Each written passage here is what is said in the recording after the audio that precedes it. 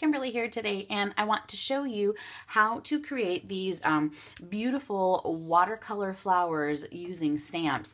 I made the original card a couple weeks ago for the My Favorite Things stamp release, and I wanted to share the process with you because so many of you sent me sweet emails and comments and had questions about it. This is a really easy technique, but look at the results. It makes you look like you're some kind of amazing artist, which I am not. So what I did is I am using images from watercolor flowers from My Favorite Things. And if you're interested in this and any of the products that I'm using in the video, remember, look below the video in the description and I have links to all the products there for you. So let's get started. This is really, really easy to do. What I'm going to do is I'm going to start with a piece of watercolor paper, and there is a rougher side and a smoother side to this paper, and I, when I'm stamping, like to use the smoother side, the less toothed side. So that's the side I'm going to use, and I'm going to start with my largest flower image. Okay, now I have stained this using other products, but it's not going to affect the look once I put it down on the paper. So if you ever stain your clear stamps, don't worry about it. It's not a big deal. It won't affect your images. So what I'm going to do is I'm going to use two different colors of ink, and I am using My Favorite Things. I'm using some dye-based inks, and I'm going to use Coral Crush and Razzleberry. And I'm going to apply these inks to my stamp and then add water to get the look. I'm going to start with my lighter color of ink because I don't want to cross the light and dark on the pad together. And depending on how much coral I want versus how much raspberry I want, that's how much I'm going to put. Because raspberry is such a strong color compared to the Coral Crush, I'm going to put a lot of Coral Crush on my image. And then I'm going to take the raspberry and I'm going to just put a little touch of it up at the top because this color is going to spread because I'm going to add water.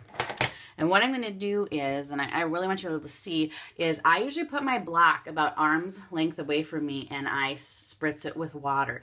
And I'm going to show you two different, I want to show you what it looks like when it's too dry or when it's too wet. So I'm going to just spray this.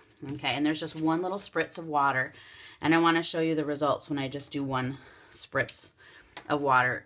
You can't tell that I even, made the effect.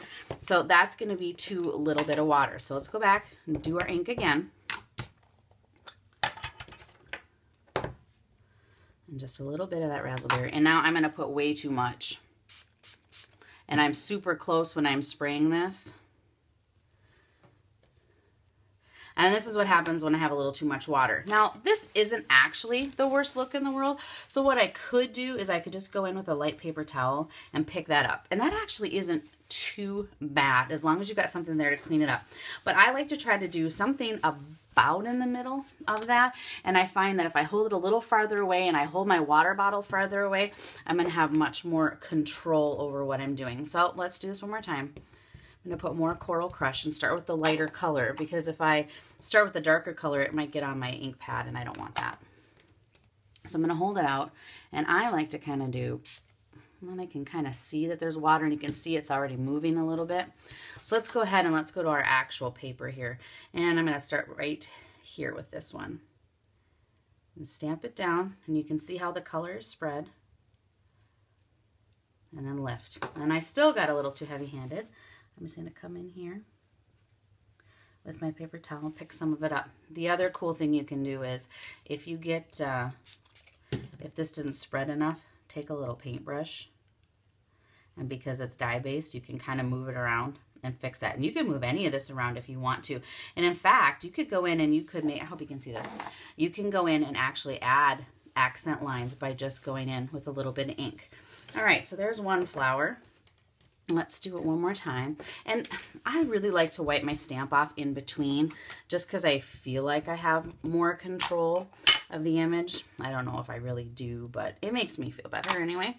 So spray it one more time. And I'm going to hold it arm's length out, and I hope you can see that a little bit. And let's put this one up here, and let's stamp it this way. Oh, and I got a little too much water again, but you can see how easy that is to fix. Go in with my paper towel. And did you see how there were swirls right away when I did that? I wouldn't worry about that either because as it dries, it'll just it'll keep spreading out in that space where the color is. Okay, so the same process would happen for the smaller flower. I'm going to do the exact same thing, but I do want to talk about the center of the flower. And what I did is I took the center of the flower, and I'm going to ink it with two different colors. And I'm going to use this lemon drop, which was my first instinct to grab to have a yellow color, but it wasn't enough. So I needed to add something that was a deeper color. Well, as I looked at the image, I thought, oh my goodness, it does look like safety orange. So I'm going to mix the two together so I get a little bit of the bright and a little bit of this deeper part of the safety orange on there. And I'm going to do the same thing again. I'm going to spritz a little bit of water on there, and not a whole lot because I want it to stand out, and put it on the center of the flower. And there we go. And there's one other way you could do this. Put the lemon yellow down, spritz it with water, stamp it, and see how that one isn't as intense? So then what I did with that one is I put the safety orange down, stamped it off once, and then went back over and kind of stamped it off the edge. Maybe I'm going to go this way a little bit. And see how it just added a little extra layer there of color. So, you know, there's two different ways to do that. The other thing I did with this little burst is I used it to kind of create more flowers. So I just went around, and there's the solid, but you can also spray it with some water. And then you can use this center image to create some extra flowers and a little bit of extra color. So I love the flexibility of this stamp set by being able to do this. All right, and couple more things we got going here. We'll talk about the leaves. The leaves, again, it's just continuing the same process. I used sour apple and jelly bean green, and some of the leaves I just did in sour apple and just spritzed them with water. And then some of the leaves I did both. So I did sour apple, added a little edge of the jelly bean, just to add a little depth on some of the leaves. And there we have it. And I want to show you one more thing about what I did here, and that is adding the stems in. And there is a stamp here that has the stems in this set, but it was just a little too long for what I was creating. So what I do is I just take and push my ink pad into my craft mat here, add a little bit of water, and grab a paintbrush, and I'm just going to draw them in by hand. And I put the water here so that I have control. So I know this is going to be lighter green, and this will be a little bit darker. So then I can go in and pull and make the color as dark as I want. And I just kind of followed the pattern of things here and just thought, well, this is about where these stems would probably go. And just went like this.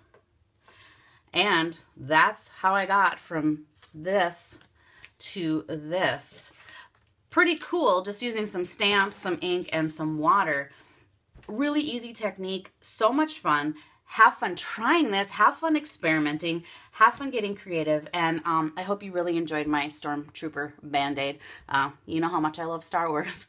Have fun stamping.